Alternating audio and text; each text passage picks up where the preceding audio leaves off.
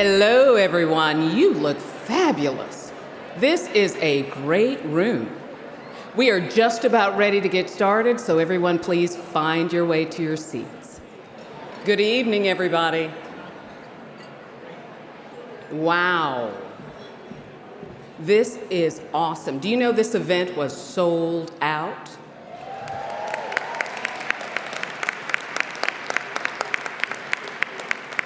So you are among the lucky 1,500 or so who got a seat. 1,200. 1,200, I'm told. 1,205. 1,205.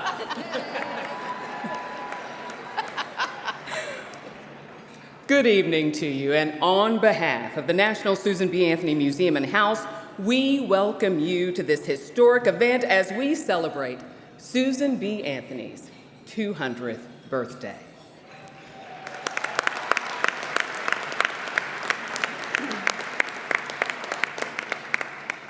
I'm Deanna Dewberry. I'm a news anchor for News 10 NBC. We are, News 10 NBC, the very proud media sponsor.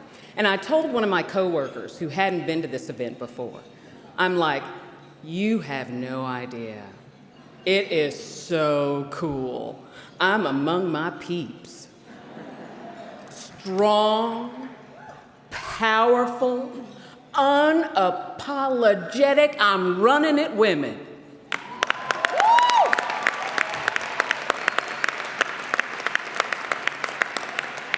And the wonderful men who support them.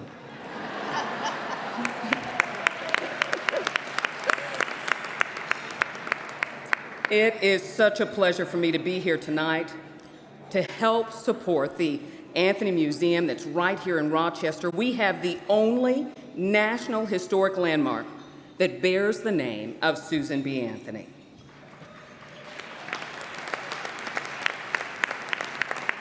Now, you know, when she was not out campaigning for human rights, Susan B. Anthony was right here in Rochester.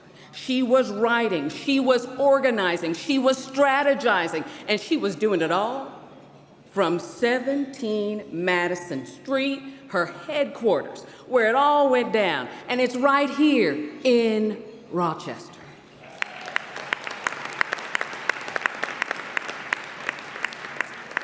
Now, this year includes some major milestones in the history of women's rights.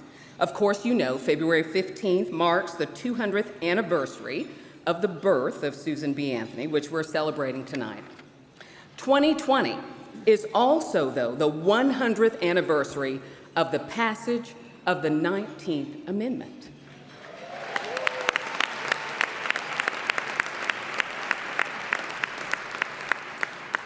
This year is also the 75th anniversary of the founding of the Anthony Museum, and of course, you know it is a major election year, which all the more highlights Susan B. Anthony and her colleagues and their work for suffrage and voting rights, and it is amazing to me. I was sitting in my car in the South Garage where you drove round and round and round looking for a parking space. And I thought to myself, 100 years ago, women couldn't vote. And now we've got two running for the highest office in the land.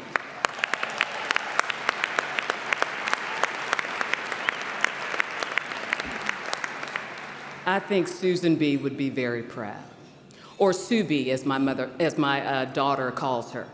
I'm always like, honey, it's Susan B. Anthony. But she says, no, Mom, it's Sue B. It's Sue B. We got it like that. I said, okay, sweetie, okay. So on my far left, I want to introduce all of our wonderful people that we have here at the head table. Please hold your applause until we have finished introducing everyone. On my far left, your right, we have the Honorable Kathy Hochul, New York State Lieutenant Governor.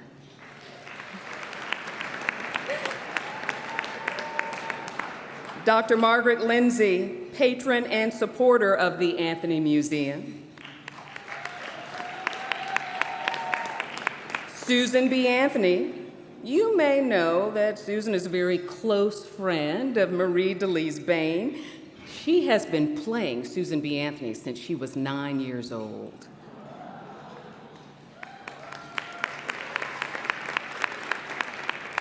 Nanette Noken, a platinum sponsor and senior financial advisor for Noken and Associates. Thank you so much, Nanette. Frederick Douglass, who will be celebrating his birthday on February 14th. Mr. Douglass, I understand that you know Maxwell Bain personally. That's a wonderful thing. Kitty Van Bortle, presenting sponsor and president and CEO of Van Bortle Ford, Van Bortle Subaru, and Van Bortle Chevrolet. Thank you so much, Kitty. Deborah L. Hughes, president and CEO of the National Susan B. Anthony Museum and House.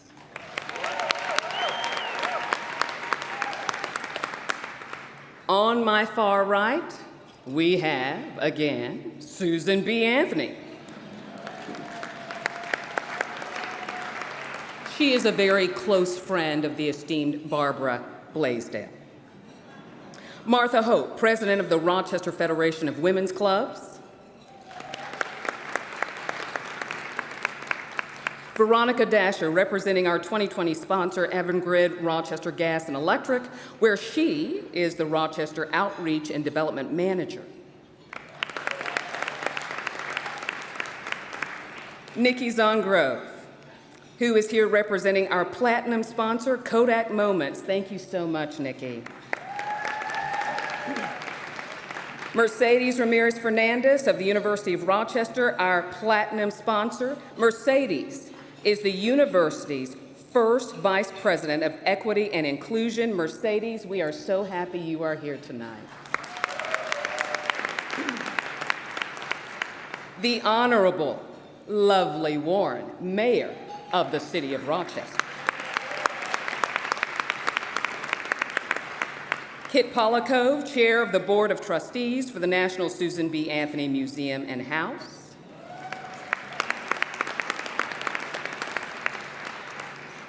And our guest of honor, with whom I have a special kinship because we're both Southerners, Tena Clark, a Grammy award-winning producer and the author of Southern Discomfort. Tena, we are so pleased to have you here in Rochester celebrating Susan B. Anthony's birthday with us.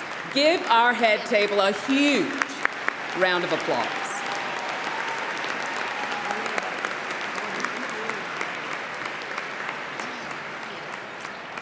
So, oh, did I miss somebody? Who did I miss, babe? Only the man at the table. That's okay. The dude at the table. We've got one dude at the table. Introduce yourself, my friend. Evan Dawson, WXXI. Of course, Evan Dawson. Now listen, y'all have no idea. I absolutely love Evan's show. Have y'all listened to it? Wait a minute. It's smart, it's engaging, and I had no idea what the man looked like because I listened to him on the radio. Evan, it is so good to see your face, baby, because I listen to your voice all the time. Our one dude at the table, give him a round of applause, please. Well, we do have Frederick Douglass. Oh, yes. We also had Frederick Douglass. All right, well, Rochester holds a unique place in the history of human rights and social reform. We have much to celebrate, much work to accomplish. It is now my pleasure to welcome to the podium a woman whose name so beautifully describes her inside and out, our honorable mayor, Lovely Warren.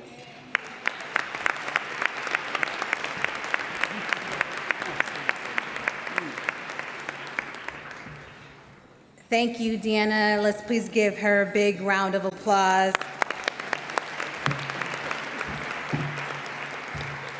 We are so excited to be celebrating 200 years of Susan B.Anthony in our city. It is so exciting, and to have my great friend, the Lieutenant Governor Kathy Hochul here. Let's give her another big round of applause.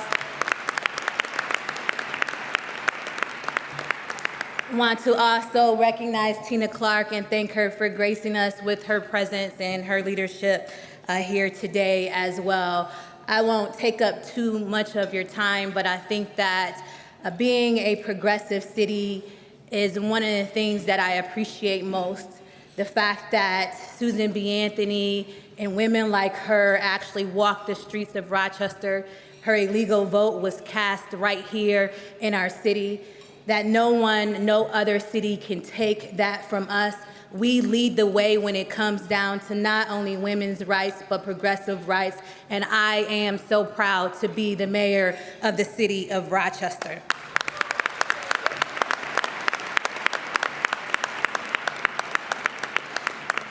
As we celebrate 200 years of Susan B. and 100 years of women gaining the right to vote, I know that I would not be standing here had it not been for the sacrifices of her and women like her, women like my grandmother and Lena Gant and so many other that came before me, Constance Mitchell. It is really fitting that tonight we celebrate a woman that did so much for our city many years ago. But I want to in her, I'm sorry. I'm gonna say something. I have a 9-year-old daughter, and I think standing up here, it just finally hit me that I was able to inherit the American dream. I was able to realize that my grandparents who came here as sharecroppers and my dad who came here as an illegal immigrant gave me the opportunity to live the American dream, to go to college, to go to law school, to become mayor of this great city. Same thing with women like Susan B. Anthony. And as I stand here today and I realize what I was able to inherit, I'm not so sure if my daughter will be able to inherit the same thing that I was able to inherit. And the reason why I say that is because the very essence of our democracy at this point in time is being questioned. And as I think about the sacrifices that Susan B. Anthony made and the women that stood up with her, I think that it's very important that we as women recognize what is happening across this country and that we not take what we hold near and dear to us for granted, not for our sake, but for our children's sake. It is our job.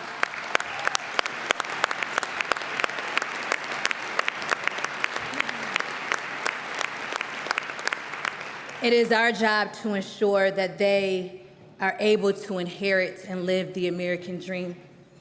And so today it is truly my honor as the mayor of this city to recognize a woman whose courage and bravery, her eloquence and statesmanship, and her dedication and commitment to the adoption of equal rights and the fair and equal treatment of every human being. The years she spent in Rochester devoting her life to social reform are indeed a source of pride for all of our citizens. We are honored that Susan B. Anthony chose the city of Rochester as her home and her eternal resting place.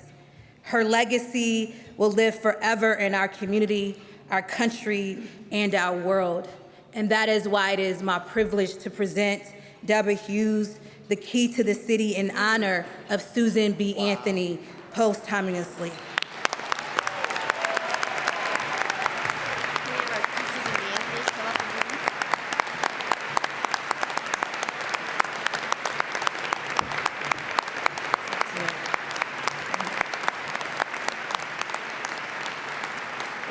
Mayor, in honor, let me invite our two Susan B. Anthonys to come up and help receive this. on behalf of Susan B.Anthony with me. Come on up, Susan. This is a tremendous honor. Susan B.Anthony, as you know, loved to come home to Rochester because this is where she would get fueled for the work. This is where she would get restored for the work. This is where she would get inspired for the work. And so it is such an honor to receive on her behalf this key to the city and to recognize that her brand is 200 years old. Yes. She's outlasting every other company and every other human being. And we're launching a new century that, as you have said, has all of the challenges for democracy that we have seen in the past. And so thank you for this tremendous honor.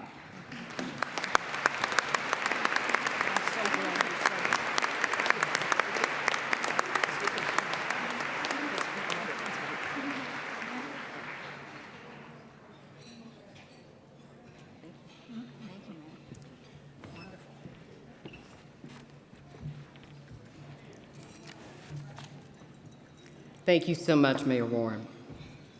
New York State is at the vanguard of many progressive social reforms. Please read Governor Cuomo's letter in the program book. Now, at the highest level of government leadership, we are really fortunate to have a woman who believes passionately that those who govern serve the people, all the people. We are delighted to have the chair of the New York State Women's Suffrage Commission and the Lieutenant Governor of New York State with us tonight. Please welcome Lieutenant Governor Kathy Hoke.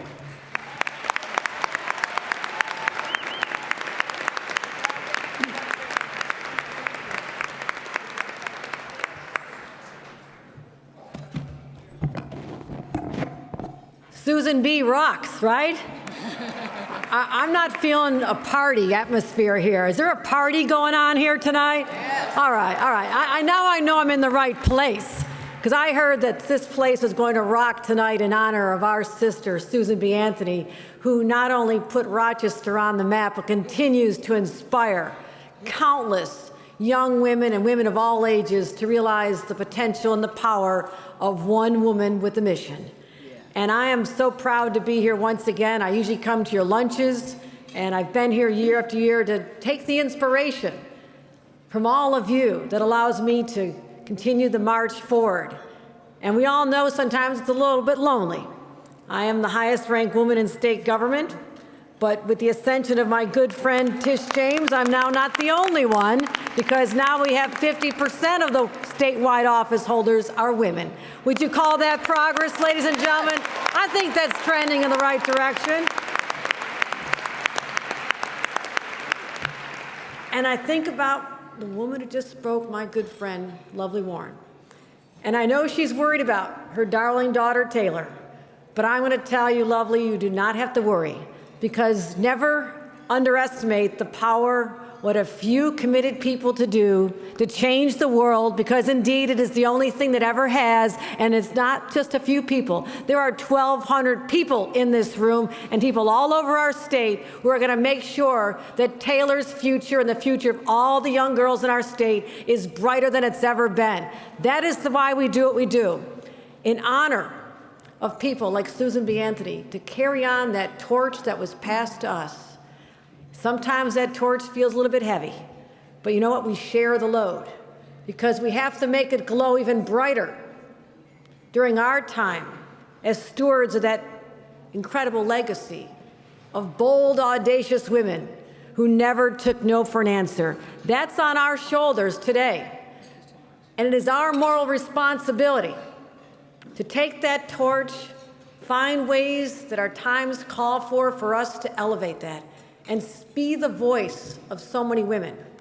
And people like Deborah Hughes, the keeper of the flame, the keeper of the story. It is beyond just a building. There is a powerful story that you and the members of the Susan B. Anthony House and Museum are caretakers for. And it is a huge point of pride for us in the state of New York to know that the women's rights movement that shook the nation and indeed shook the world began in our state in 1848. And there's 1,200 people in this room. There are only 300 people, a quarter of this room. The number of people on this side of the room that changed the course of history. And then Susan picked up that torch, and she took it and marched across the nation, so proud to fight for civil rights and social justice and the right to vote. And everyone here has part of that torch in their hands. And the question all of us have to answer when we celebrate the 300th birthday of Susan B. Anthony, and all going to be here, right? Yeah. All right. Who knows? What will they say about the people of our time? We celebrate also the 100th anniversary of the right to vote. We're looking back 100 years, saying, wow, those women, they took to the streets. They went against the tides of their time. They went against their churches, their families. They were arrested. They protested Washington. They never gave up. What do we do to honor that legacy? What will they say about us 100 years from now? That's what I struggle with when I go to bed every night. What will they say about us in our time? Well, I will tell you, they will tell the nation that we fought for reproductive justice here in the state of New York, and we succeeded. We fought for marriage equality, and we succeeded, protecting the rights of all God's children. We have fought for the rights of women to be treated the same, free from sexual harassment, paid the same as men, despite the fact that they should be paid even more. Sorry, men. That's what we do. The list goes on. And I am so damn proud to be a New Yorker. With all due respect for our friends from California, Tena Clark, or from down south by way of California. But you honor us here. You honor us with your presence as a reminder that there are parts of our nation, they're not as progressive. They're not as progressive, that we have to continue to be nation leading, to give hope to states that have not quite found it in their hearts to protect all individuals. And so I also want to just thank you, Tena, for being here to share your story and other inspiration. Yes, you are a Grammy award-winning rock star and the whole world knows your name, but you're here because of your fight for justice, for people, civil rights, the LGBTQ community, and women's rights. And we honor that because you have obviously picked up that torch that I spoke about. Everyone here has. And I thank every one of you. And one thing you need to know, in the state of New York, we're not just going to talk about it. We're going to make sure everyone knows this story. And that is why I'm proud to announce that in addition to continuing our financial support of the amazing home of Susan B. Anthony with $600,000, I am announcing that we're launching an unprecedented multi-platform digital ad campaign highlighting the 100th anniversary of women's suffrage. And I want to show you a little teaser right now.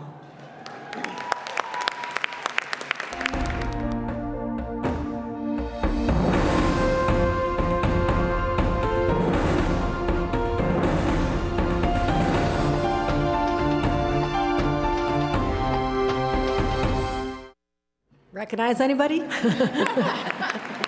going to make you all celebrities. So that is our place in history. At the front of the line of all those brave women that came before, it is our time, and it's right now for us to make a difference in a profound way so our Mayor, Lovely Warren, does not have to worry about her darling daughter. We can do that, right? Yeah. That is on our shoulders. We can accomplish that. We can do much more together, and I want to thank you. March 2nd. We'll announcing our complete ad campaign, so stay tuned, but you saw that teaser first. Nobody else has seen it. Have a spectacular evening. I have to go to my 10th event of the day. It's down the road a little bit in a place called Buffalo. And I think there's a guy who claims to be my husband who I see once every couple of years, it feels like, but he's a very patient man. But thank you for allowing me to share in this spectacular celebration. And indeed, Susan B. Anthony and all of Rochester truly rock. It's always important. I just want to know, are you running for president or governor or senator? I'll be there. I hope so. I'm there for you. Whatever opportunity is there, I'll be there. I'm serious. Me too. You're amazing. I tell you what, I absolutely love hearing Kathy Hochul speak. I'm telling you. Every time she speaks, I'm like, ooh, praise the Lord and pass the biscuits. She takes us to church, right? Kathy, thank you so much for being here tonight.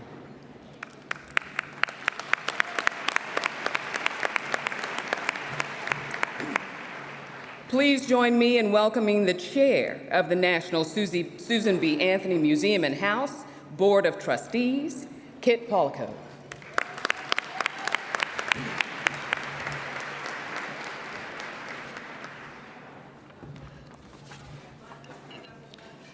Thank you, Deanna. The Anthony Museum, of course, is grateful for the longstanding partnership with News 10 NBC, and we welcome you here as our returning MC and news anchor at that team, so thank you. I'm Kit Polakov.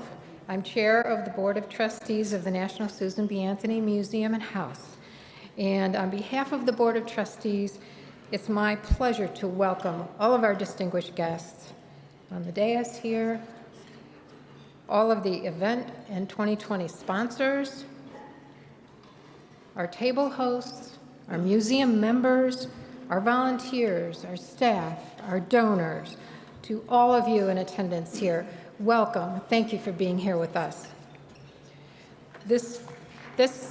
Sure, we can clap for that. This celebration has been 75, 100, 200 years in the making. As we celebrate 2020, the Anthony Museum is fired up for the next century, and we're energized by all of you here who believe in a vision of equality for all. I'm excited to take the next few minutes to thank our sponsors and call them out by name. A new premium sponsor supporting us throughout 2020 is Avangrid, Rochester Gas and Electric. Thank you.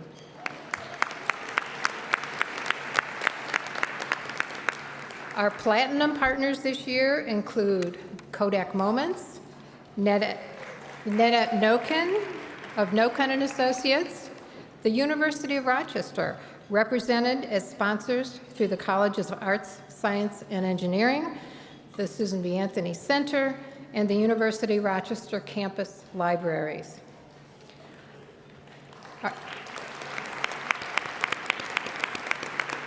Our fourth platinum sponsor is the Monica Bertino Wooden Foundation. Thank you to all of our platinum sponsors.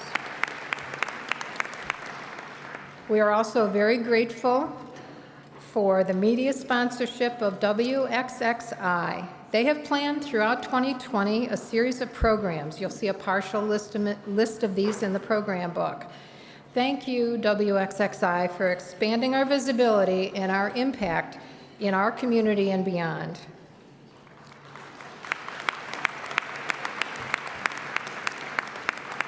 We're grateful to our gold sponsors, M&T Bank and Wegmans Food Markets. CMI Communications is our production team for this event. Thanks to their expertise, we're able to share it as a live stream for all of our out-of-state members who want to tune in.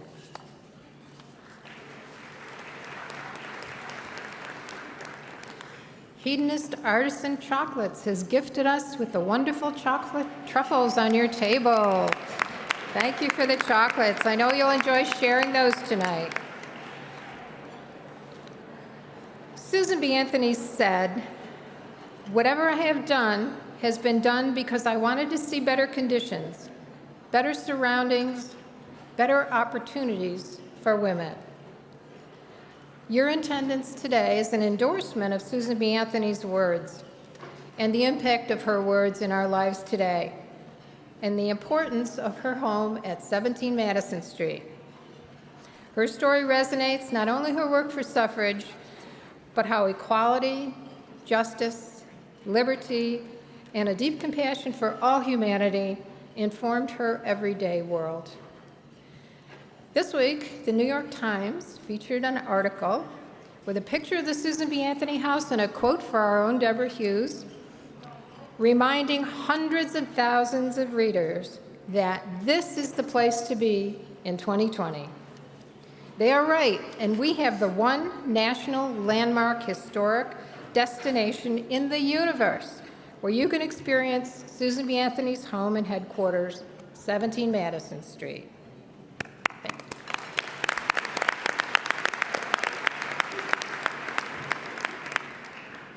But it is only through generosity of people like yourselves and our sponsors and our donors that we can continue our mission to share and preserve this treasure, to offer tours, to interpret Susan B. Anthony's legacy, and together with your support, we can continue to inspire people to make a positive difference in their lives and in the world. In short, we can carry out our mission. There are envelopes in your program's books. They look like this. You can use to make a special gift today. Place your envelope in the burlap bag that's on your table, or keep it in hand if you would like one of the premium gifts to take home. We have limited edition Susan B. Anthony Revolutionary posters or cards created. Both of these images were created by our own Victoria Brustowitz.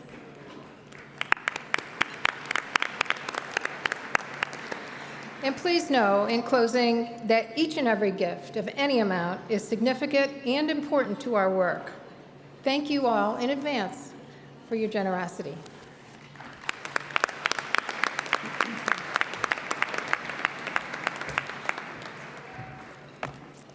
It is my great pleasure to introduce a special performance by Borinquen Dance Theatre. As they come to the front, Borinquen is the original name for the island of Puerto Rico. Now, the Borinquen dancers, as you notice their costumes, they're wearing costumes with colors representing the Taino, the African, the Spanish influence that all make up Puerto Rico and Puerto Rican culture. As they dance La Plena, they are reminding us to celebrate the diversity of culture and heritage that come together in the city in dance. Join me in a warm welcome for the dancers of Borinquen.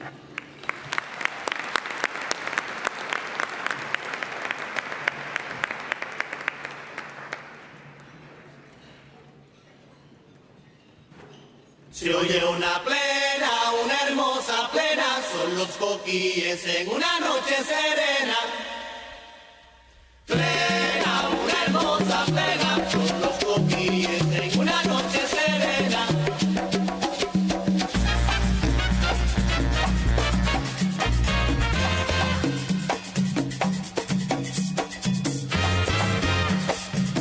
Hoy yo me levanto al son de la bomba y plena, siento el embrujo de un aroma de azucenas. Los pajaritos hacen un coro bonito, bailan las flores, una plena de ramitos, y allá a lo lejos se divisan los palmares, donde el cielo se inclina y besa los mares, y a mí me arrullan cual cántico de sirena, y unos coquíes que están bailando plena. Plena, una hermosa plena, son los coquíes en una noche serena. Si oye una plena, una hermosa plena, son los coquíes en una noche serena. Plena, una hermosa plena, son los coquíes en una noche serena. Es que yo estoy honrando nuestra cultura. Es que yo estoy porque tiene sabrosura. Es que yo estoy cantándole a Puerto Rico. Es que yo estoy, mi cantar yo le dedico.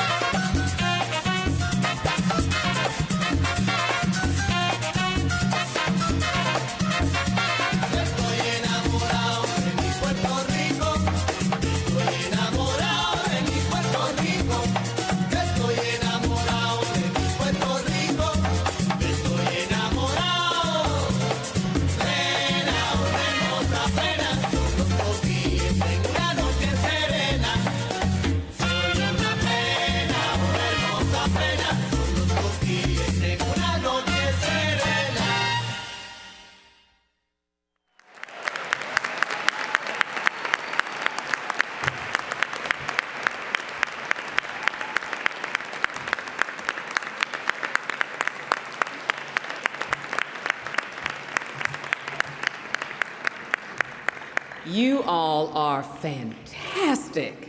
Aren't they good? What a gift to have that kind of talent right here in Rochester. I lived in El Paso, Texas for a time, and I was in a production called Viva El Paso. And it celebrated Mexican, Spanish, and traditions and cultures of the West. And they wanted me in this production because I sing, but I do not dance. And anyone who thinks that all black folk got rhythm have not met Deanna Dewberry. I remember them struggling, trying to teach me, and then finally they said, Deanna, just stand at the back and sing.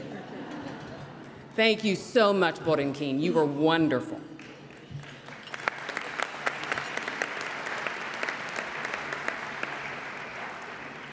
At this point in the program, we're going to take just a short break here in just a second to enjoy great food, great friends, looking ahead to dessert, because it is never too early to look ahead to dessert. Please enjoy that lovely cake at your table, the hedonist chocolates on your table. Every table has a birthday cake. So please help yourselves and cut yourselves a piece. We want to tell you a little bit about our raffle because we want to make sure you get in on it. So, Deanna, I'm kind of a walking commercial, but I'm deeply moved by being a part of this. Louise Slaughter, who was an incredible representative for all of us and who also was a great supporter of the House,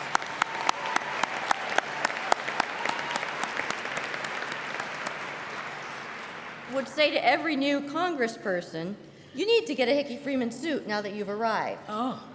And then she would say, but I can't because they do not make women's wear. So Louise was having a conversation with Jeffrey Deduk, and Jeffrey said, Louise, he's a designer with Hickey Freeman. He said, I will make you a suit. But Louise died before he had a chance to do that. Oh. And so last year, as a marvelous fundraiser for Center for Youth, Jeffrey designed 10 white suits, suffrage white, that were featured on models as a part of Fashion Week as a fabulous fundraiser for Center for Youth. Oh. And one of the things that they did is they had invited a lot of women to come and pay a ticket to be there. And we all said, but Jeffrey, we all want to have a Louise suit. Absolutely. So I'm wearing one of the Louise collection suits. Oh. Which even has a pocket for my cell phone inside. It does. And this was a gift from my wife for my little birthday. Oh, wow, that's awesome. And we are raffling this tonight, and there still are a few tickets that you can get in the store when we take a break to eat. Because Jeffrey will make you a custom suit from the Louise line that you can also wear. He gave us a gift of this suit for us to be able to raffle out tonight. And so the Robert Jeffrey collection is very exciting. So. And did you say it has a pocket inside? There's a pocket inside for my cell phone. Oh, that's awesome. He measured my cell phone. Did so he it's, really? It's exactly the right size. Oh, my goodness. But to me, to wear a suit that has Louise's name on it at this event is pretty powerful. So Yeah. Thank you to my wife, Emily Jones, who made that happen.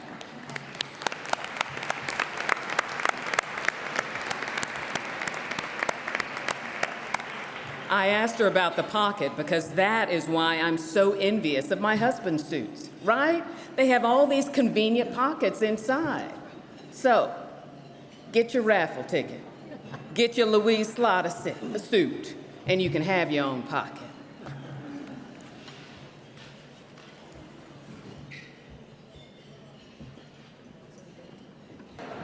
Wasn't that meal good? And I sure hope you got a piece of cake. Because you can't have a birthday celebration without a birthday cake, right? All right, we ask that everybody take your seats now. I just love the lady I'm about to introduce. I remember the first time I met her, 3 years ago.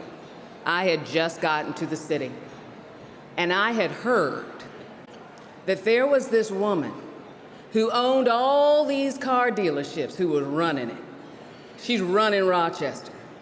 And then I met her, and she told me the story of when she first tried to open a dealership. She goes to the bank, and they will not give her a loan because she's a woman. And look at her now.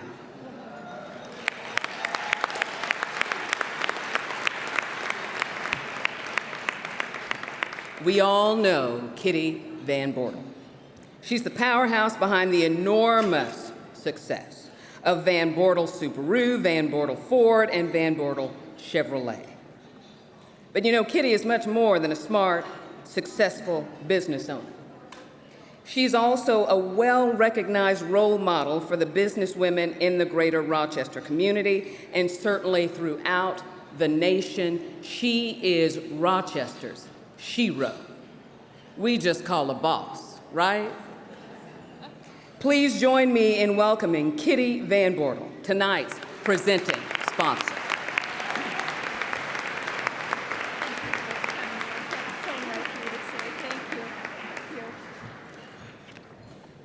Wow, we've got quite a crowd here tonight. Fantastic. Fantastic. As I stand here tonight celebrating Susan B. Anthony's birthday, I'd like to reflect on the profound impact that Susan B. Anthony has had on my own life. It started 35 years ago. I was 30 years old, and I was fired from my dream job in the automobile business. Why? They said they wanted to bring in a team of men to take my place. 1985, that actually happened. Alone, scared, and feeling totally defeated, I struggled to start my own business. Early on, someone gave me a pin with the simple message, failure is impossible.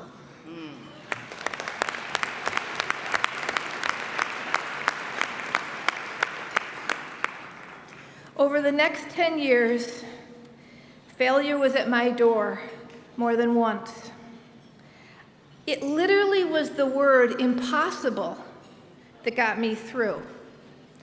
No matter what obstacle came my way, no matter how difficult, I came to believe that failure simply was not an option. Susan B. Anthony wrote, "I think the girl who is able to earn her own living and pay her own way should be as happy as anybody on earth. The sense of independence and security is very sweet, and I can certainly attest to that."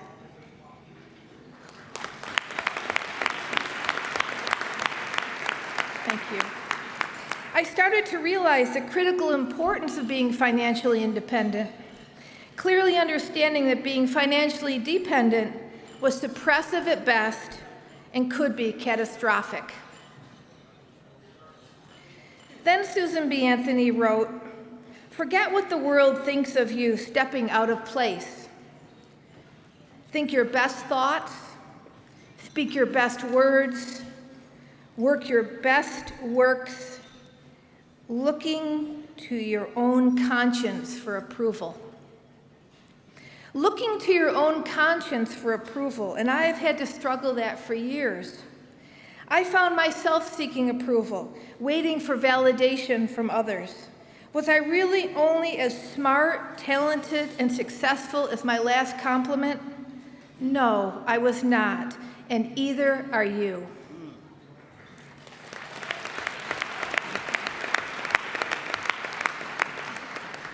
It's time for all of us to stop seeking the approval of others. Remember what Susan B. Anthony said. Forget what the world thinks of you stepping out of your place. And I'm saying to you, look to your own conscience for approval. And finally, Susan B. Anthony wrote, there will never be complete equality until women themselves make laws and elect lawmakers.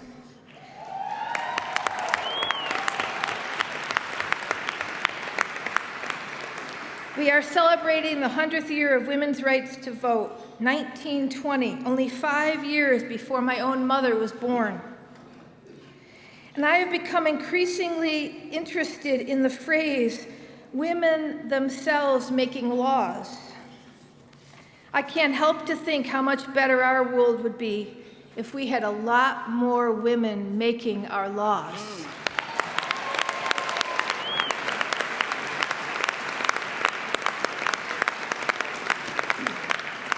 In closing, I would like to thank you, Susan B. Anthony. You'll be 200 years old, and I'm 65, and I'm looking back at the lessons you've taught me. You gave me confidence, and you taught me perseverance. You gave me courage, and you taught me to be strong. You gave me my independence, and I'm forever grateful. Thank you, Susan B. Anthony, and to all the guests here tonight.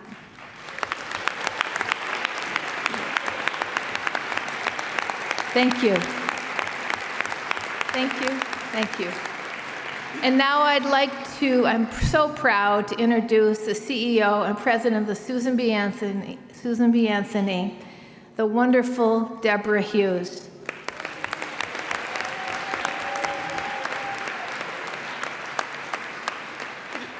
Don't go anywhere. Don't go anywhere. So the entire time I've been at the Anthony Museum, and this is year 13, so we did 12 lunches. That got boring. We decided to do a dinner. Oh, that was not boring. We always want to, thanks to you, Kitty, we've raised over $1 million at lunches and dinners. And there's really no way to say thank you for that. But this year, Victoria Brustowitz did that beautiful artwork, which is Susan B. Anthony Revolutionary. And so we've got a signed poster for you, Wow. so you can have that. Thank you. So this is for you. Thank you. Thank you. Thank you. Now you go ahead and do your thing. Thank you. Thank you. So I'm having a blast in 2020. It was fun to get up at 2 o'clock in the morning on New Year's Day, put on an Edwardian white costume. Okay, that was not my favorite thing.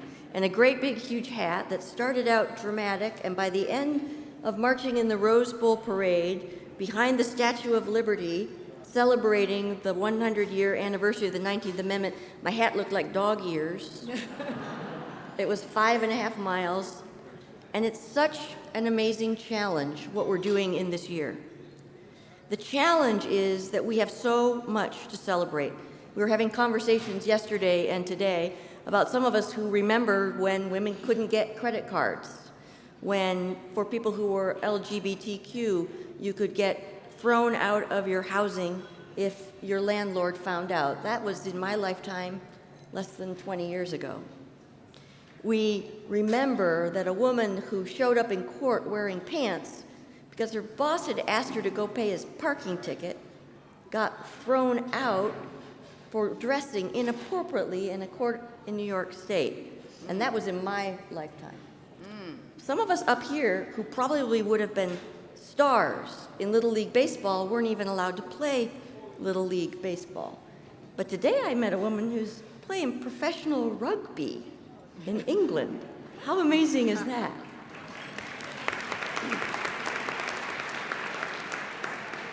We have so much to celebrate because people of great courage have brought us this far. But as we've already acknowledged, we also have so much work yet to do. When we were planning for 2020 back in 2008, we actually thought, what can we do to get a little attention for the suffrage history and for Susan B. Anthony? And then the last 10 years happened politically, and we have more attention and more focus than we ever wanted, mostly because Susan B. Anthony, as we say, is more relevant today than she was 10 years ago, and absolutely as relevant as she was in the 19th century.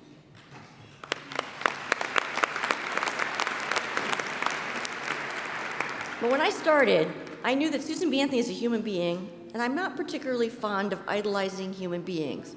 It just gets you into trouble, and eventually they'll disappoint you. And Susan B. Anthony, her best and dearest followers used one of two nicknames for her. She was a general, or she was Aunt Susan. The same people. She was the general or Aunt Susan. But she's a human being. but she was a human being who lived in one of the most horrific centuries of our history, where she saw people who were being owned by other people, where she saw violence, where she saw 3 presidents assassinated, where she saw women who were treated as less than human beings, and cultures and ethnicities that also were abused and disregarded. She saw, when we brought in some of the islands, like Puerto Rico and Hawaii, the Queen of Hawaii had to give up her right to vote and her monarchy to become a territory in the United States of America. And it was actually in response to that that Susan B. Anthony gave the quote that you sometimes see on a meme right now. That's when she said, "I don't know why all you young women aren't all fired up."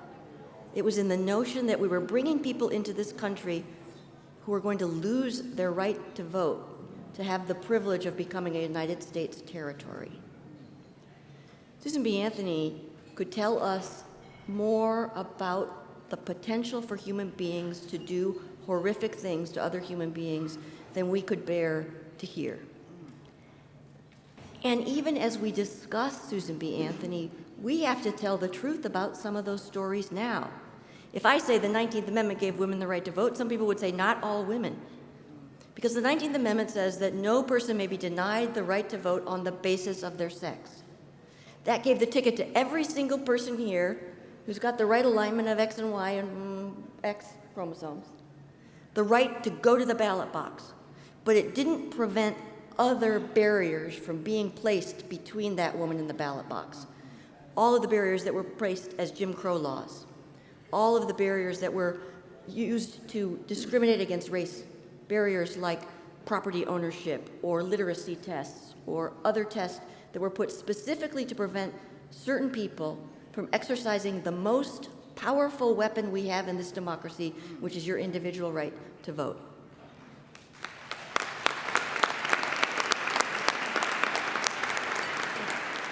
Ironically, had Susan B. Anthony lived to 1920 to see the 19th Amendment passed, the amendment that was nicknamed the Susan B. Anthony Amendment in her honor, she could not have voted. Because until, I think it was 5 years ago, in New York State, if you were a felon, you lost your right to vote in New York State. And Susan B. Anthony was convicted and found guilty of being a woman who'd presented herself to vote in 1872, convicted in 1873. So she is one of those people who know the 19th Amendment did not get Susan B. Anthony the right to vote. The great challenge that we have right now is that we still see voter suppression taking all kinds of new and different forms across the United States. And we should be as committed, as willing to have difficult conversations, as willing to stand in line, to listen to the stories, to figure out who's being prevented to being by the ballot. Because if we, in this nation, are so afraid of other people in this nation that we will not let them even have a vote, we have not yet become the United States of America that we can be.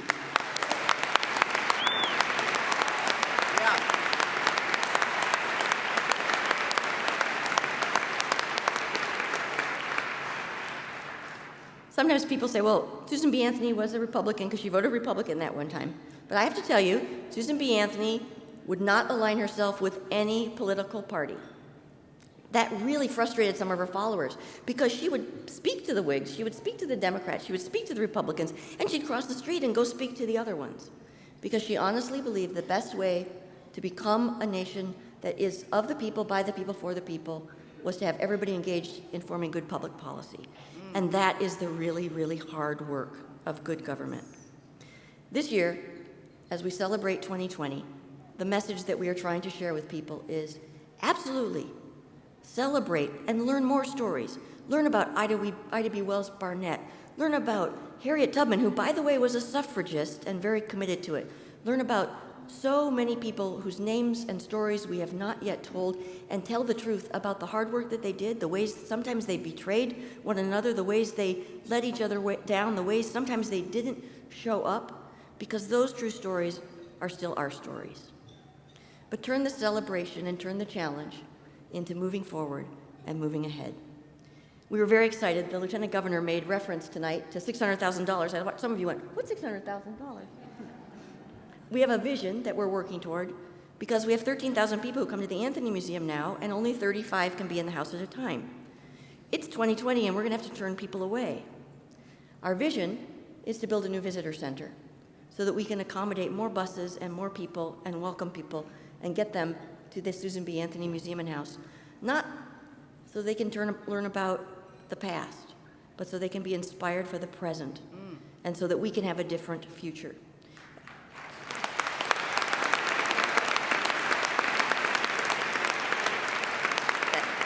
And the state of New York, through the Empire State Development, has given us 3 different grants, $550,000 for us to think about and acquire property so that we can do that expansion, and $60,000 for us to do our Votercade project, where we're going to be going to 5 different sites across the Finger Lakes during tourism season to talk about voter engagement, to have conversations about civic discourse.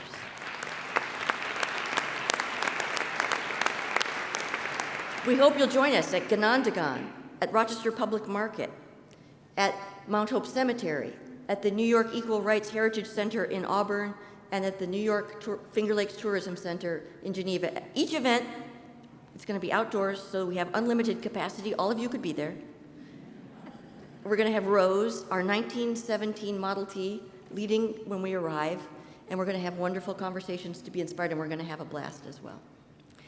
We are partnering across the country right now with small organizations and large organizations that are using these anniversaries to tell our story about engagement in our communities. We also are partnering here in the Finger Lakes, and we're very excited. On March 1st, 300 quilt squares that have been donated by volunteers who've made them will be on their way to the New York State Museum. It'll be the first time that our 2020 quilt public art project will be on display all together there. And then the quilt's going to travel to libraries and schools to help people interpret the history. We're very pleased that right here in Rochester, there is a software company that is headed by a woman CEO, Victoria Van Voorhees, and Tori's here somewhere. There she is, way over there. They have created a marvelous software through a grant from the Institute of Museum and Library Science that allows people through games to learn a little bit about suffrage history. And I'll show you a little clip from that.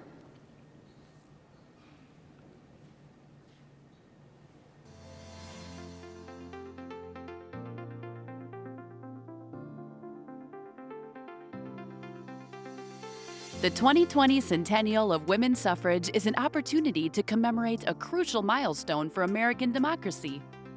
Voices for Suffrage brings the suffrage struggle to life through hundreds of primary sources from the Library of Congress and research libraries, making the 70-year journey accessible and embedding students in the front lines of a historical political movement that created a blueprint for future civil rights movements. Available now at www.voicesforsuffrage.com.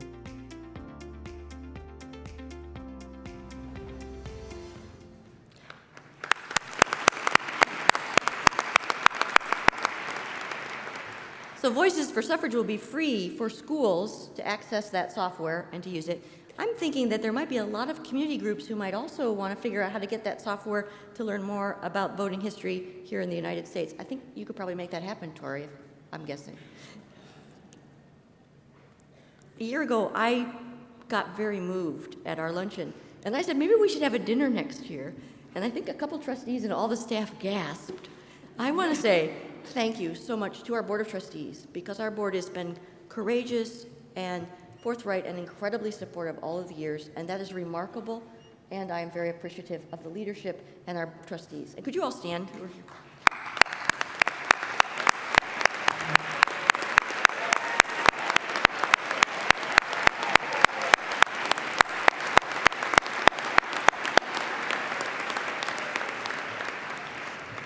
And way back in the corner, we have 11 staff, 5 full-time people and part-time people who run the museum and do everything that we do. And I really want to say thank you for an amazing year, for getting us where we are, and for pulling off this event. You are to be commended for all that you do. And by the way, we are taking President's Day off on Monday after all.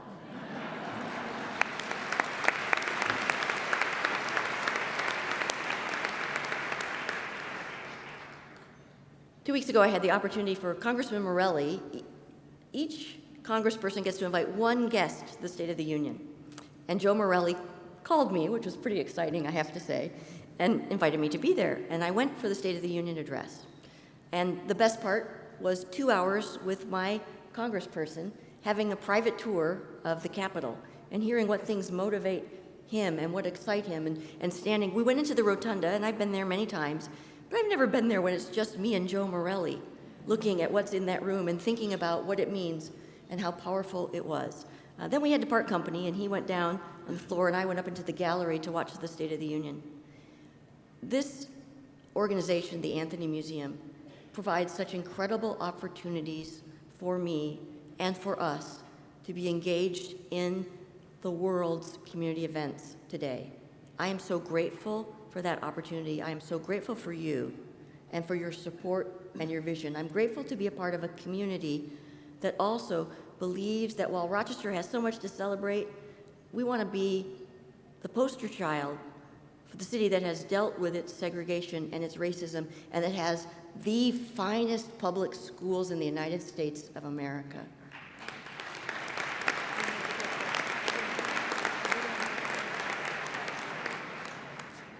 And you all can make it happen, and you all do make it happen.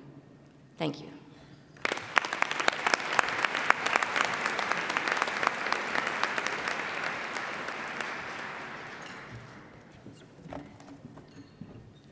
Thank you so much. I tell you what, she is an inspiration, isn't she?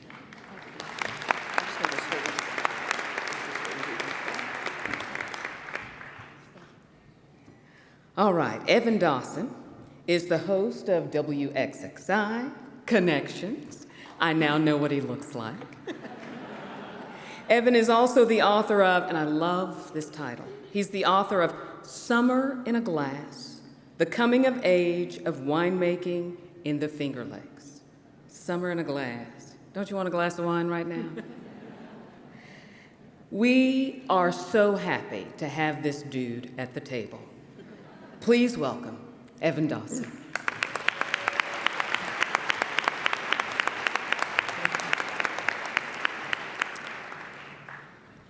Have we not done enough?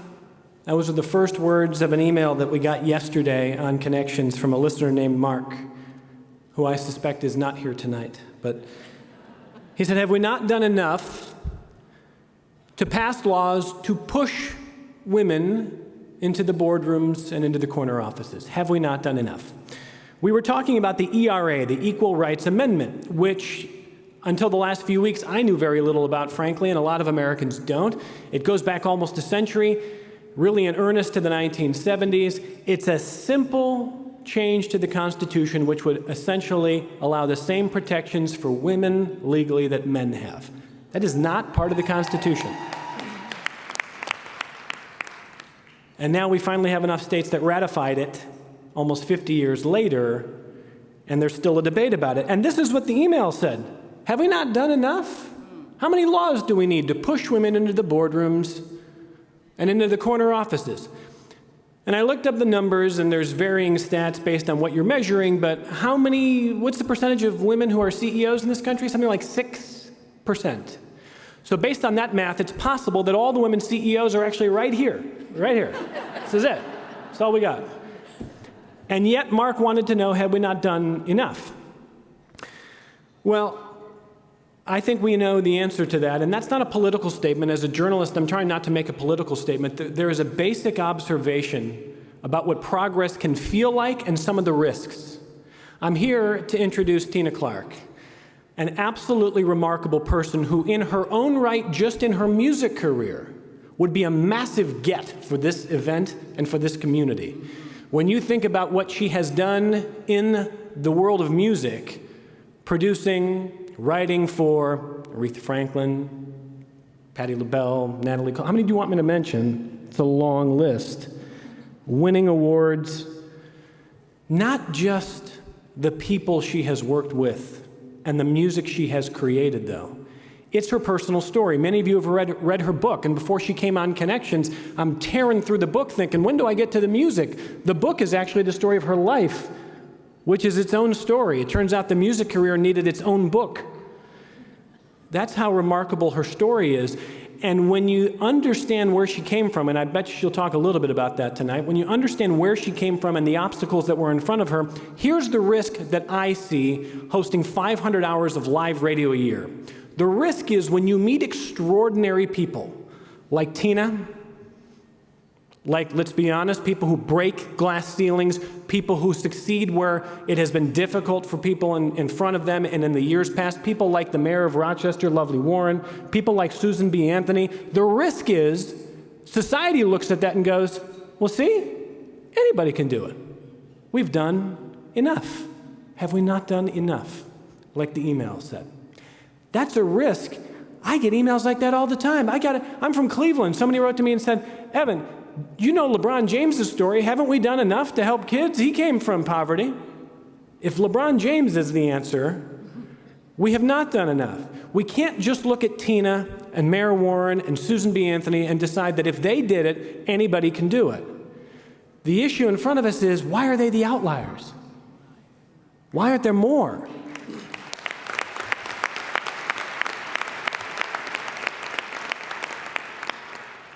And that's a lot, frankly, on everybody, but it's on the men.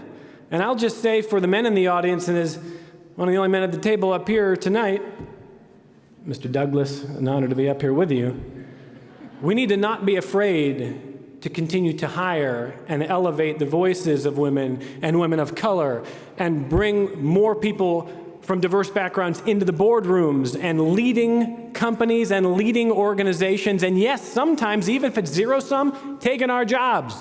That's okay. So as I introduced Tena, she did it. She was in the music industry when the music industry was telling women, that's not your job. You want to be in the music industry? You can sing. Maybe you can play an instrument. Maybe you can write a song, but you cannot produce. That's a man's job. Tena didn't accept that answer. That became Tena's job. But they thought, well, you can't own a record label. That is surely a man's job. Became Tena's job.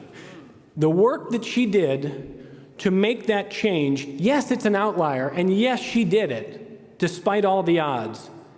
But this is a chance to examine an extraordinary story and ask, how do we get more? In 2013, she produced Break the Chain, which you think about the Me Too era, this is a song that could have been coming out in the last year. It's about stopping violence against women, and worldwide, it is the most produced and performed song in the world in recent years, and she produced it. That is an amazing achievement. She wrote the lyrics to the song, and if you read the lyrics like we did on Connections, again, it feels so fresh and it is timeless, but it has to change. It is an honor to have Tena Clark here, and frankly, for me, it's an honor just to shake her hand and introduce her. Please welcome Tena.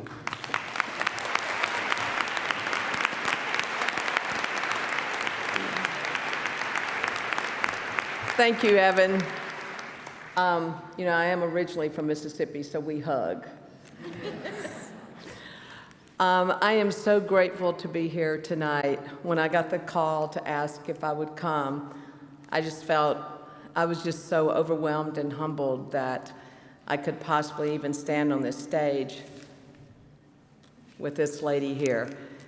And she has changed so many of our lives, and we would not be standing here or doing the things we do with our jobs, with voting, whatever it may be. We would not be here if we had not been standing on her shoulders.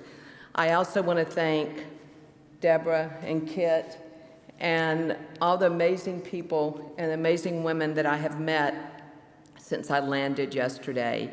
I'd also like to thank my C-200 sisters that flew in from everywhere to be here tonight.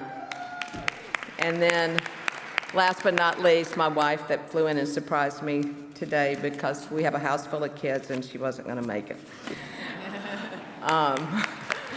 Thank you.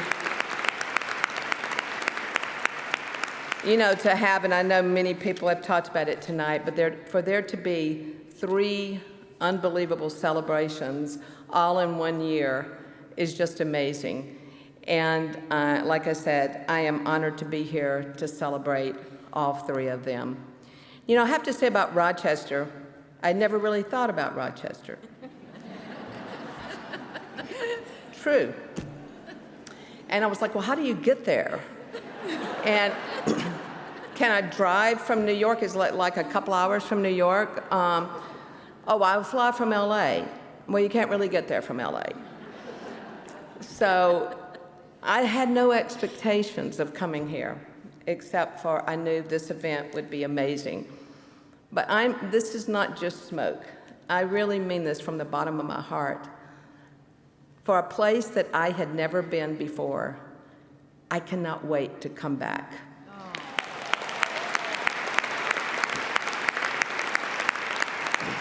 They say that, you know, in the South that we own the hospitality word, and I think y'all are definitely tied there because it has been incredible. The people have been incredible. The hospitality has been incredible.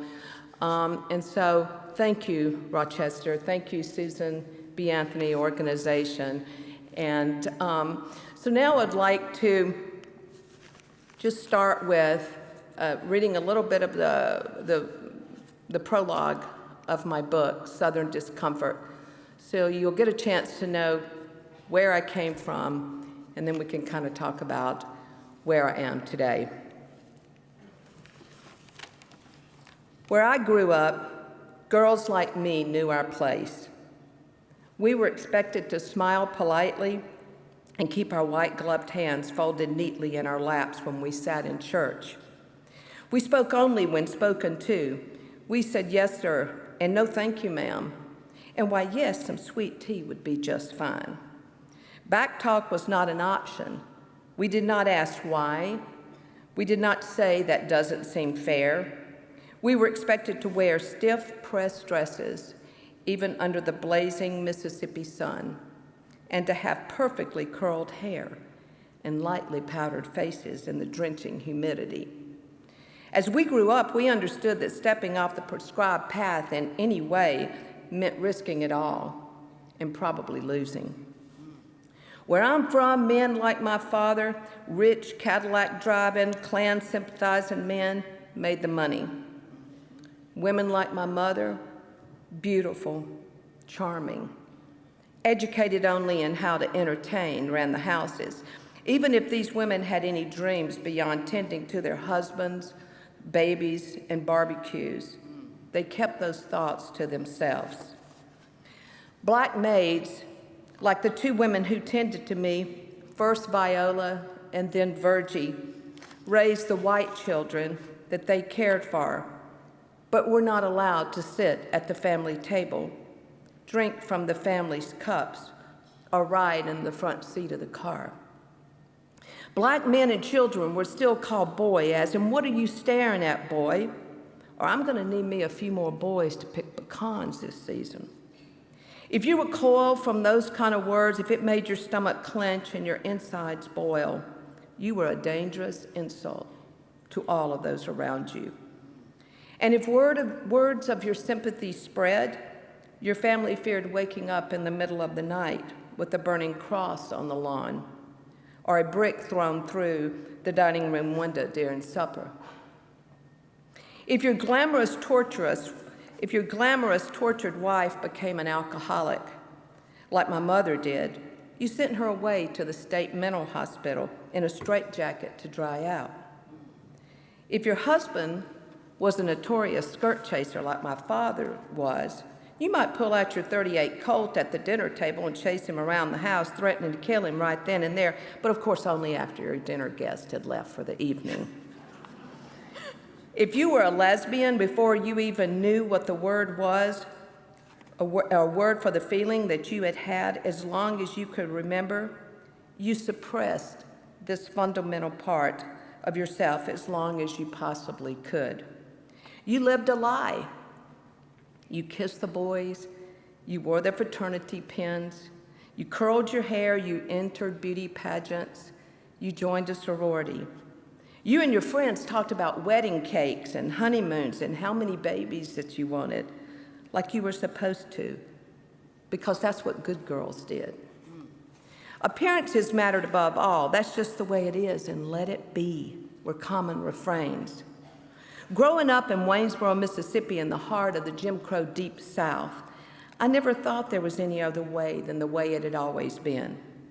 No one I knew had ever ventured really farther north than Memphis or maybe Nashville, and that was just fine with them. My roots ran deep into the red earth.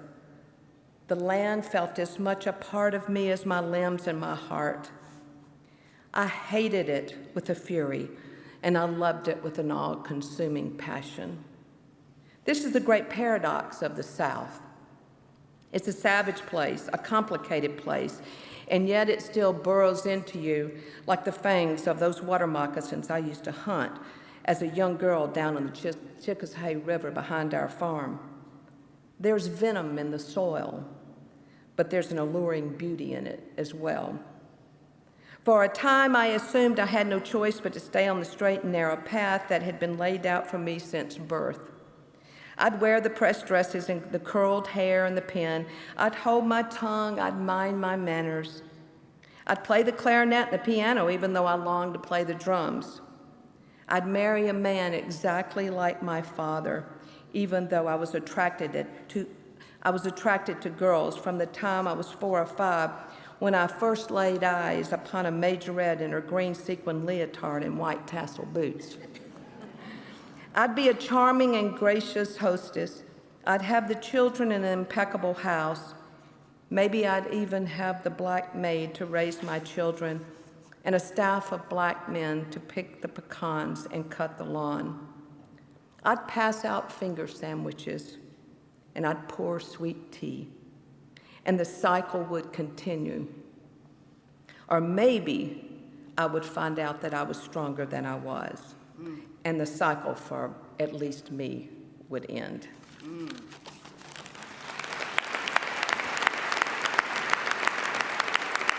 So, how did I get here? Well, I was always told that, you can't do this, you can't do that, you can't be this. It reminded me of when Deborah was talking about how Miss Anthony was told she could not do long math. I was told I could not play the drums. I was told I could not be a producer as I got older. I was told that I could not wear pants to school. I was told I could not marry a woman because I was a woman.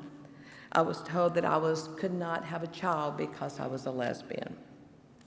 Well, none of that really worked out too well for the people that told me I couldn't.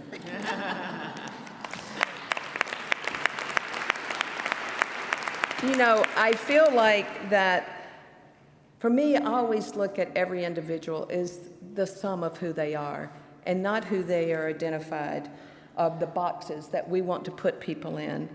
I always think about myself of, yes, I happen to be a Southerner. I happen to be a mother, a daughter, a partner, a lesbian, an Episcopalian, a musician, an author, and none of those individually define me.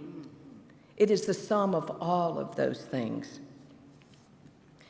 Back in the 80s, I wrote a song it was in the early 80s. I wrote a song for Gladys Knight. I cut it on Gladys, and then, I eventually cut it on Mary Wilson of the Supremes, too. And I thought at the time that I had written the song when it came out, because that's kind of the way I write it. Evan was asking me about that. It just kind of comes out. I don't like to talk about it too much. It may jinx it, and it may stop coming out. But I thought I had written it about racism in Mississippi and my brothers and sisters there that I had fought for and still fight for. But as I got older, I realized it wasn't just about racism. It was about my journey also, and all the times I had been told what I could or could not do. And the song is called Ain't Gonna Walk the Line. And the lyrics go like this: All my life I've been told what I can and cannot do. But the world is changing. I've got some news for you. There's a storm a-raging, directed by a higher power.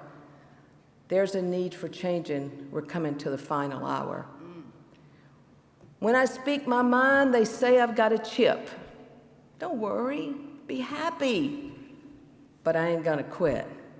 I ain't gonna walk that line, no compromise. Because I've seen the truth, and the truth has cut me loose. Ain't gonna walk that line, no compromise. I have nothing to lose. You can lead a horse to water, but you cannot make him drink. You can show a man the writing, but you cannot make him think. I let my yeses be my yeses, my noes be my noes. I'm through straddling fences. I'm gonna carry my own load. It's so simple. Why can't they see? I'm no better than you, and you're no better than me. I ain't gonna walk the line, no compromise, because I've seen the truth. That was in 1982. Thank you. I really hope you're clapping, and I think my wife is probably clapping because I never remember my own lyrics. Ooh, I did it, okay. I feel like that, you know who you are in your soul. And you may spend part of your life or pieces of your life, or hopefully not your whole life, trying to please other people or trying to conform to what someone else wants you to do. I did it for quite a while. I remember one time when I came home, I was probably in my late 20s or maybe early 30s, came home from LA for my mother's birthday, and my mother was my balcony person. My mother was my shero, because in the book you'll read that my mom left and had the courage to get a divorce after 28 years of marriage, when no one I knew had ever gotten a divorce in that little town in Mississippi in 1963. And she was married to my father, who was a very powerful political man and very wealthy. But she had to live her truth. She couldn't do it anymore, and she left. So she was my balcony person. But this one particular day when I go home to see her, and had not seen her or my sisters in probably 3 or 4 months, first thing my mother says, to be funny, when I walked in the door was, "Well, think you can get your hair any shorter?" And I was like, yeah, I can, actually. And I just thought right there, and they all laughed, and my little girl was with me, and I was just like, I am so tired of coming home and, something being said. Not that my mother really meant it mean, but it was like, I'm sure she wished that I'd had long hair and wore a lot of makeup. And I just said right there at that moment, I said, I have tried to make y'all comfortable my entire life. I'm done. It's time for you to make me comfortable. Amen.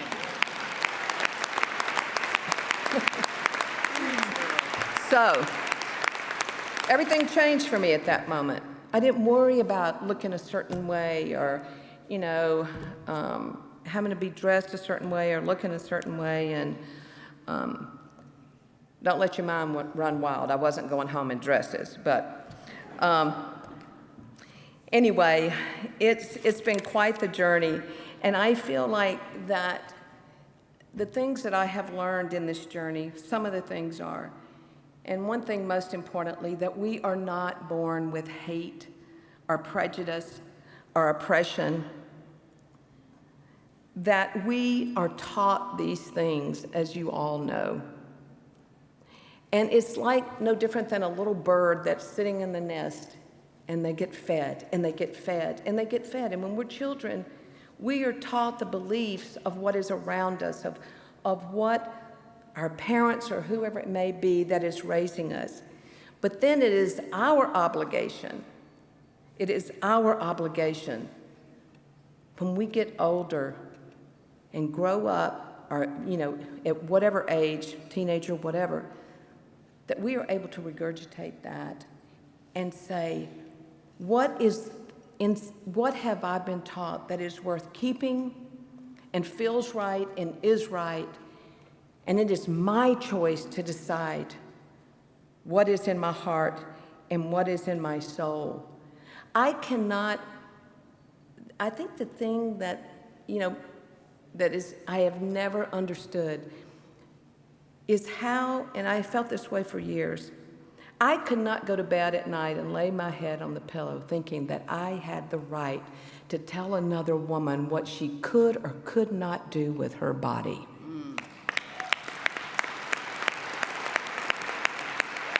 Nor could I go to bed and put my head on the pillow at night and think, who am I? How could I vote on or tell someone who they could marry or who they could fall in love with? Those are not my rights. So I just feel like, as far as, one quote that Abraham Lincoln said was, "Those who deny freedom to others deserve it not for themselves." And also when Sojourner Truth said, if the first woman God ever made was strong enough to turn the world upside down all alone, then these women together can turn it back and get it right side up again. And it is about living our truth. The thing of what inspires me so much about Miss Anthony, and the one thing that sticks out above all, is she never stopped.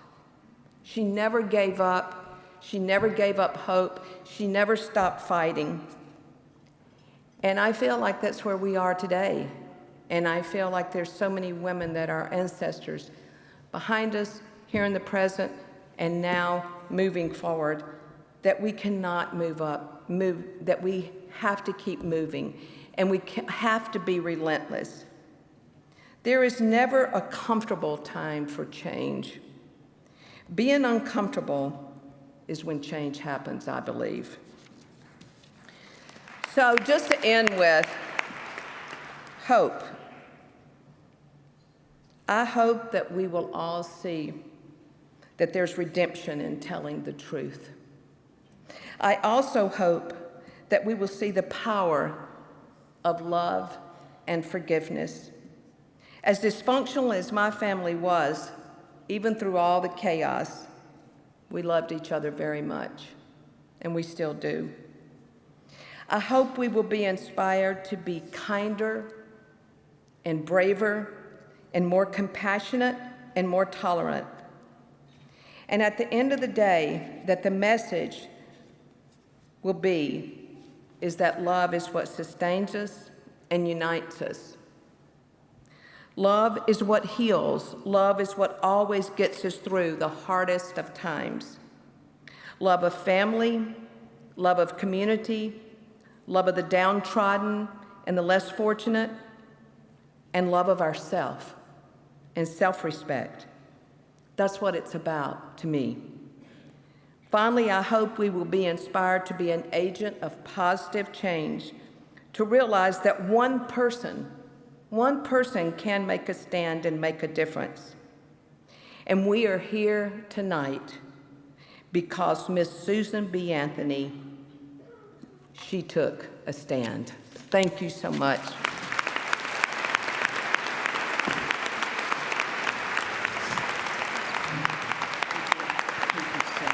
Thank you.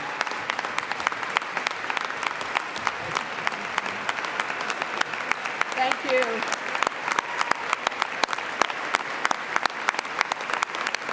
Thank you. Thank you. Thank you. Thank you, Rochester.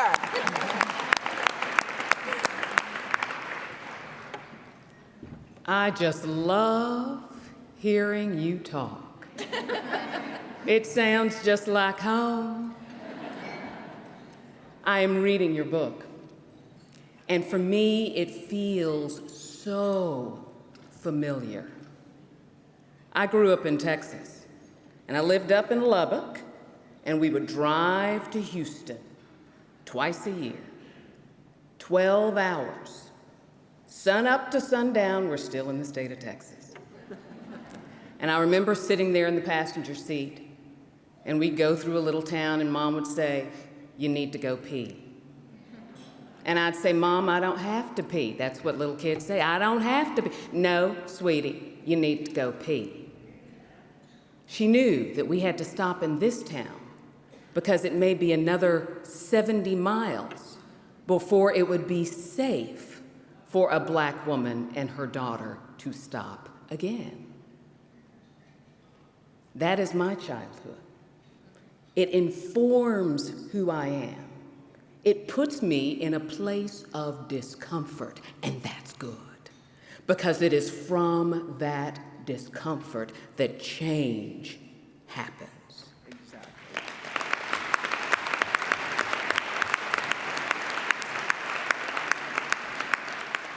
And now please welcome back Kitty Van Bortle and Deborah Hughes.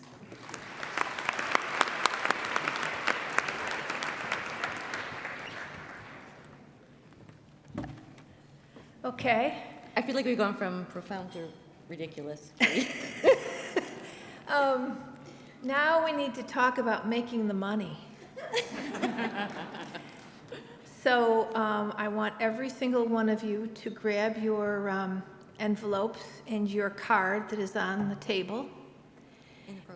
In the program book. In the program book. And I'm here to announce that I will match every donation up to $250 tonight. So let's get going. Thank you. So if I understand your incredibly generous offer, people can give $1,000, but you only match the first 250 That's of right. that amount. And if they gave 10,000, you'd match the first 250 That's right. of that. That's right. Okay, so Yeah. let's, So that means that everyone should give $250 at least, right? right, because it would Yes, double, yes, everyone. yes. Yes, yes. All right, well, get going. Get going. Find your pens and paper, please. Thank you.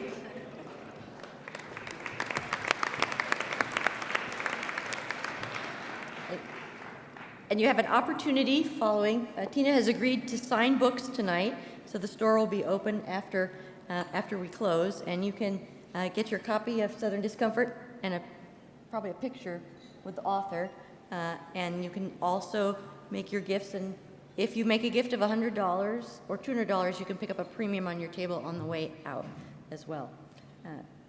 Deanne? All right, I really want to encourage you to take Kitty's challenge. Honor Susan B.Anthony with a gift to the Anthony Museum. You can fill out those gift cards. I'm gonna keep on pitching right now. You can fill out those gift cards on the table, deposit them in the burlap totes as you leave. If you're claiming a premium, please take your envelope to the premium table at the museum gift shop. Certainly, Susan B.Anthony would challenge us all to put our beliefs into action. And I know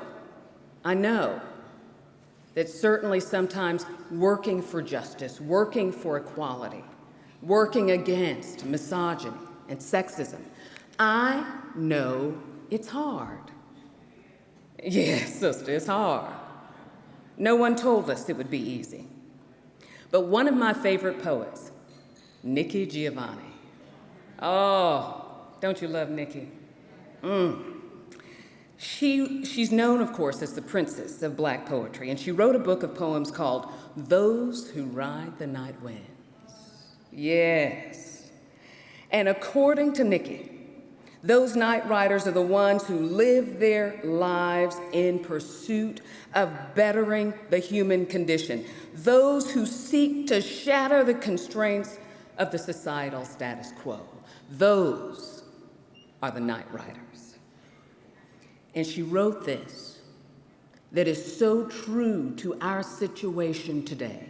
She said, those who ride the night winds do learn to love the stars, even while crying in the darkness.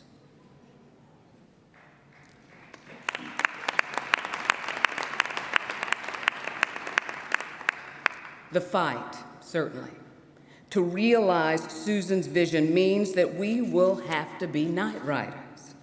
It means that we may feel the chill of those who say we're moving too fast, we're moving too hard. It means that at times we may cry in the dark. But we must keep riding because we have to leave our piece of the planet better than how we found it.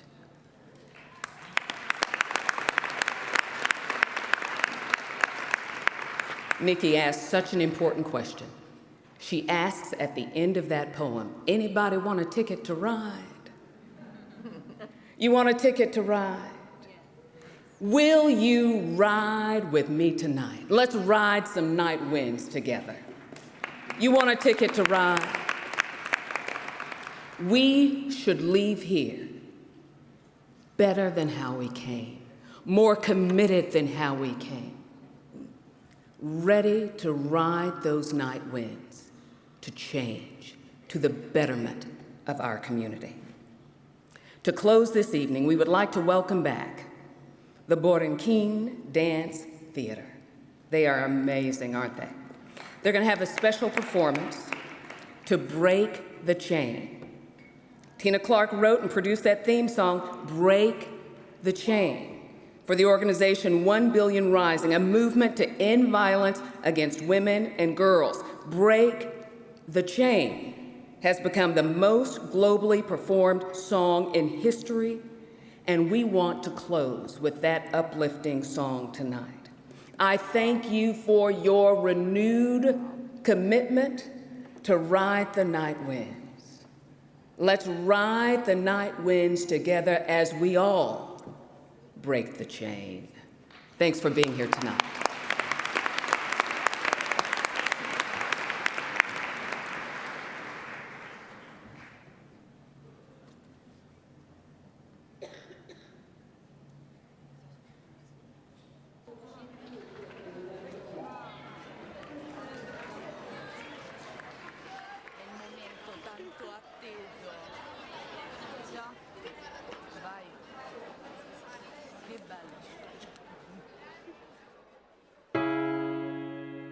I raise my arms to the sky.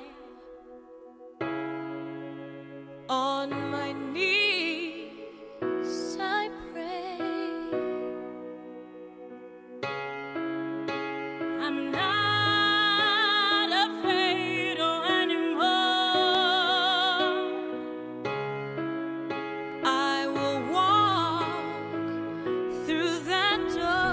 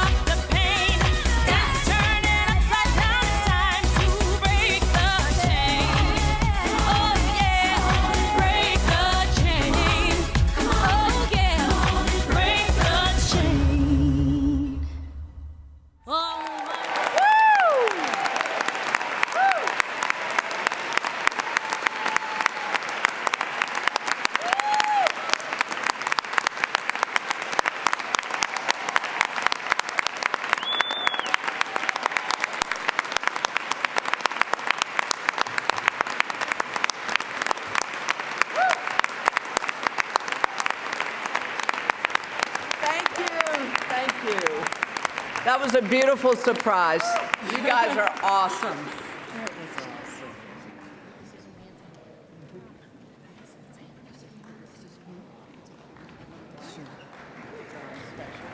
Y'all, that was awesome, wasn't it?